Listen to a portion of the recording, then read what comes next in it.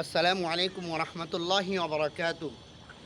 وقال الله تعالى: وإن كنتم في ريب مما نزلنا على عبدنا فأتوا بسورة من مثله.